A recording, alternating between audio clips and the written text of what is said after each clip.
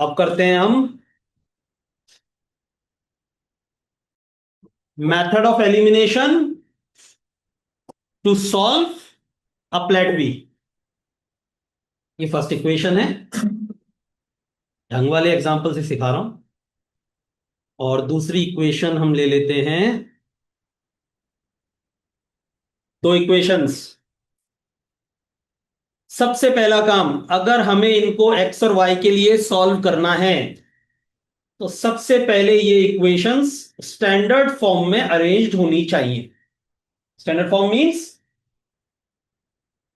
a1x plus b1y equals to c1। वैसे तो mine plus c1 इधर भी लिख सकते हैं, c1 उधर भी लिख सकते हैं।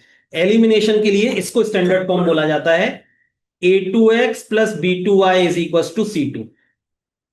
x वाली एक ही टर्म होनी चाहिए, y वाली एक ही टर्म होनी चाहिए, और कांस्टेंट टर्म एक ही होनी चाहिए। कोई ब्रैकेट ब्रैकेट नहीं लगे हुए होने चाहिए।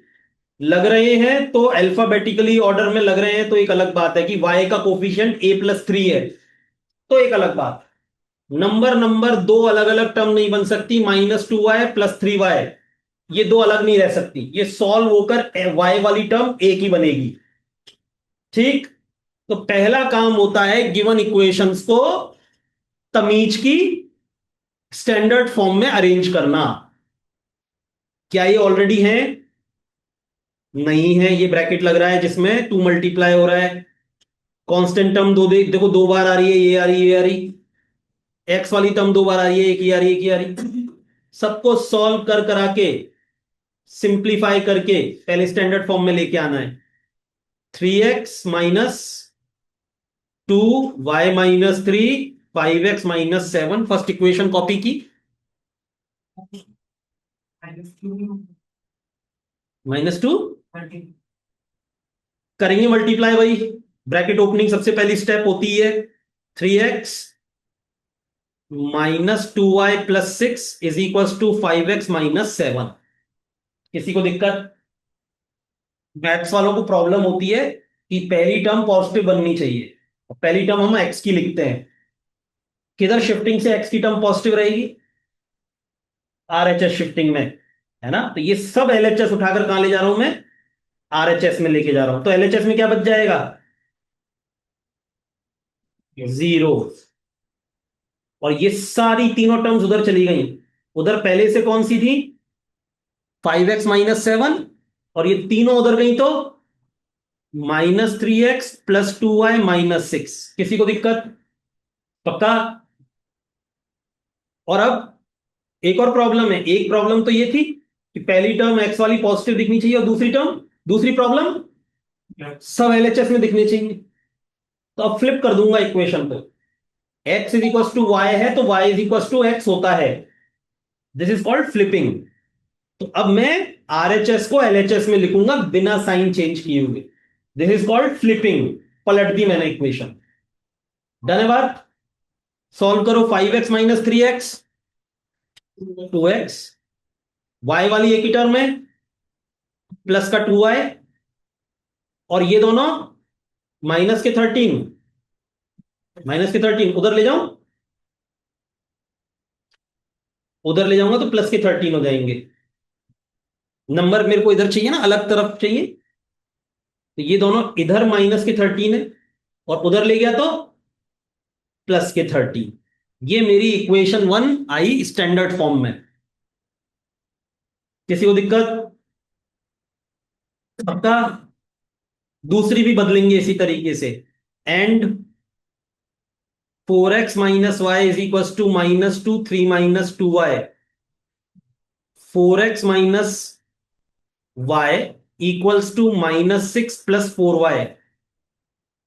4x - y - 4y is equal to -6। 4x - 5y is equal to -6। ये दूसरी, थर्ड और फोर्थ लिख देते हैं इसको। सिंप्लीफाई करने के बाद ये थर्ड और फोर्थ बन गई।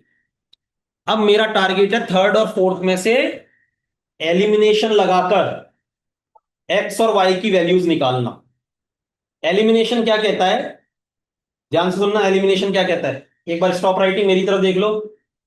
एलिमिनेशन डिमांड करता है किसी एक वेरिएबल के कोफिशिएंट्स दोनों इक्वेशंस में सेम होने चाहिए। क्या कोई हमारे पास variable without without regarding sign, sign का कोई प्रॉब्लम नहीं है, 5 और -5 इस मेथड के लिए इक्वल है। क्या कोई ऐसा वेरिएबल है एक्स या वाई में से जिसके कोफिशिएंट्स, एक्स के कोफिशिएंट फर्स्ट इक्वेशन में है 2 और सेकंड इक्वेशन में है 4, क्या सेम है? क्या ये सेम है? क्या ये सेम है? नहीं है। वाई के कोफिशिएंट देखो, एक में है 2 और दूसरे में है 5, वैसे तो -5 है लेकिन इस मेथड के लिए मैं बोलूंगा 5 है। क्या सेम है? नहीं। तो सबसे पहली चॉइस तो जो होती है वो तो खत्म हो गई, फर्स्ट प्रायोरिटी तो हो गई खत्म। अगर सेम होते तो, अगर सेम होते तो वहीं पर एडिशन सब्ट्रैक्शन से एक वेरिएबल एलिमिनेट हो जाता। जैसे ये 4x होता, ये भी 4x है।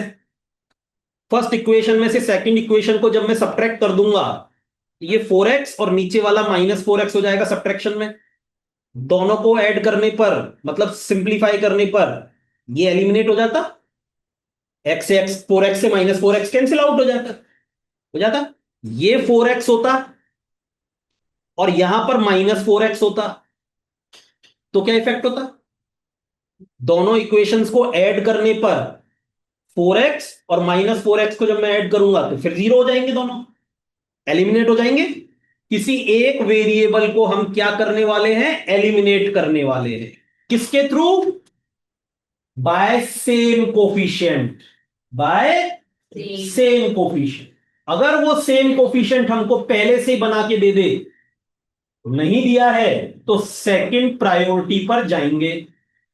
सेकंड प्रायोरिटी क्या कहती है कि किसी एक वेरिएबल के छोटे कोफिशिएंट की टेबल में क्या उसी वेरिएबल का बड़ा वाला कोफिशिएंट आ रहा है क्या।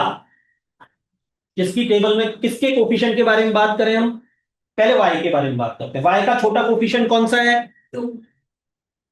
2। और बड़ा वाला 5। क्या 2 की टेबल में 5 आता है? ये तो नहीं कर रहा पूरी हमारी रिक्वायरमेंट। एक्स को भी चेक कर लेते हैं। क्या एक्स का छोटा कोफिशिएंट कौन सा? बड़ा वाला 4। क्या 2 की टेबल में 4 आता है? ये सेकंड प्रायोरिटी। फर्स्ट तो पूरी हुई नहीं, पहले से सेम देता तो। सेकंड में भी वाई के लिए पूरी नहीं हुई रिक्वायरमेंट, लेकिन किसके लिए पूरी हो गई? एक्स के लिए। तो अब ये मेरे लिए परेशानी को आधा कम कर देगा। मुझे ये कोफिशिएंट ये बनाना है बाय मल्टीप्लीकेशन। किसका मल्टीप्लीकेशन डिमांड कर रहा है ये? 2 से 4 किसको मल्टीप्लाई करके बना सकता हूं? 2 को। मेरे को इसको 2 से मल्टीप्लाई करना है, लेकिन मैथ्स कहती है ऐसा थोड़ा ना हो रहा है, ऐसा थोड़ा ना हो रहा है। इसी इसको 2 से मल्टीप्लाई कर दो सर, इसके मार्क्स 2 से मल्टीप्लाई करके बढ़ा दो। सबके बढ़ाओ, बढ़ा रहे हो सबके बढ़ाओ, है ना? तो 2 से मल्टीप्लाई होगी तो पूरी इक्वेशन मल्टीप्लाई होगी। और इक्वेशन मल्टीप्लाई का मतलब होता है एलएचएस आरएचएस में जितनी भी टर्म्स है सब 2 से मल्टीप्लाई हो जाएंगी। तो मैं क्या करूंगा यहां पर? इक्वेशन 1 को मल्टीप्लाई बाय 2 करूंगा। क्यों करूंगा? क्यों करूंगा? एक्स के कोफिशिएंट सेम बनाने के लिए। Got it? Got it? तो भाई मैंने किया by multiplying equation 1 by 2। 1 equation number है जिसको सर्कल में की लिखा है, और 2 यहां पर नंबर है, इसको ओपन में लिखा है।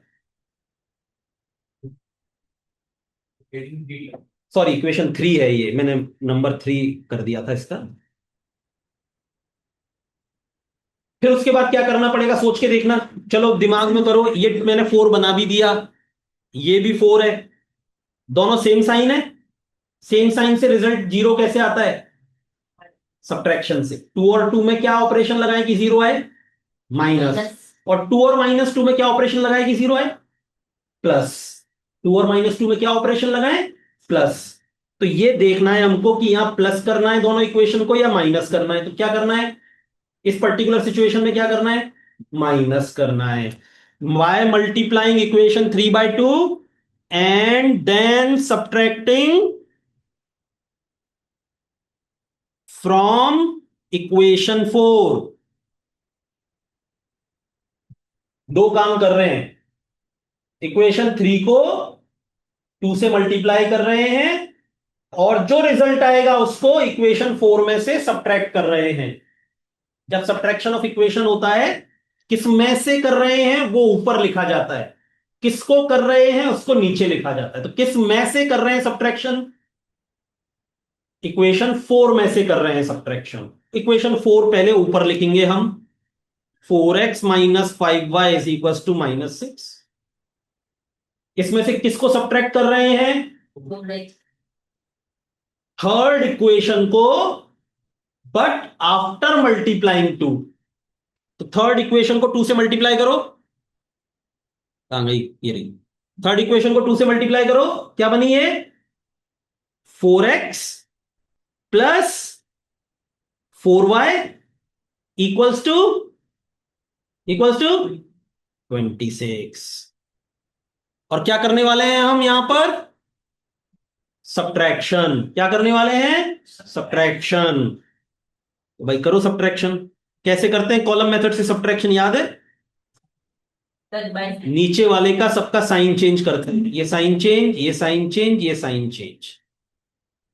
4x minus 4x cancel out.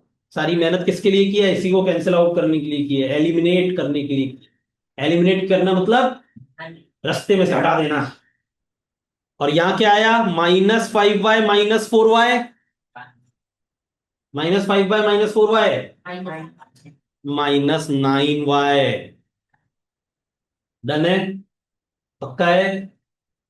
और यहां से y की वैल्यू क्या आ जाएगी, -32/-9। Minus sign cancel out, 32/9। और अब इस y की वैल्यू को मर्जी आए जिस इक्वेशन में रख दो, फर्स्ट में, सेकंड में, थर्ड में, फोर्थ में, जो इजी लग रही है, जो इजी लग रही है उसमें पुट कर दो इस y की वैल्यू।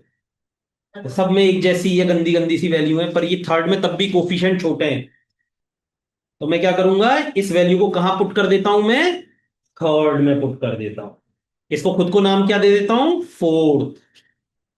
तो बाय नहीं, fifth, sorry, fifth fifth fifth, by 3 और 5, बाय 3 और 5। 2x की जगह 2x, 2y की जगह 32/9 इक्वल्स टू 13। कितना हुआ ये, 64/9। 64/9 इधर प्लस का उधर गया तो माइनस का 64/9। किसी को दिक्कत, एलसीएम लेके सिंप्लीफाई हो सकता है ये। 2x is equal to 9, 117 minus 64 कितना आया, कितना है ये, 53/9। लेकिन ये 2 इधर जाके क्रॉस मल्टीप्लाई होके 9 के साथ मल्टीप्लाई होगा, 18 आंसर। मेथड ऑफ एलिमिनेशन, एक वेरिएबल के कोफिशिएंट्स दोनों इक्वेशन में इक्वल करने हैं। 3 स्टेजेस हैं, पहले से इक्वल दे, एक इक्वेशन को मल्टीप्लाई करके इक्वल हो जाएं, और नहीं होते तो टेबल वैल्यू नहीं होती तो मान लो ये यहां पर 5 होता, यहां पर 5 होता और यहां 4 होता। टेबल वैल्यूज है क्या, नहीं है। यहां पर 2 है, यहां पर -5 है या 5 है, क्या ये टेबल वैल्यूज है क्या, नहीं है। इसका मतलब सेकंड प्रायोरिटी भी खत्म। थर्ड क्या कहती है, इसका कोफिशिएंट ऊपर वाली इक्वेशन में मल्टीप्लाई कर दो, और ऊपर वाली का कोफिशिएंट नीचे वाले में मल्टीप्लाई कर दो, इक्वल होंगे ना फिर तो। एक्स या वाई जो मर्जी है, जो छोटा हो उसको लो, है ना। ठीक बात है, पक्का है। ये मेथड ऑफ एलिमिनेशन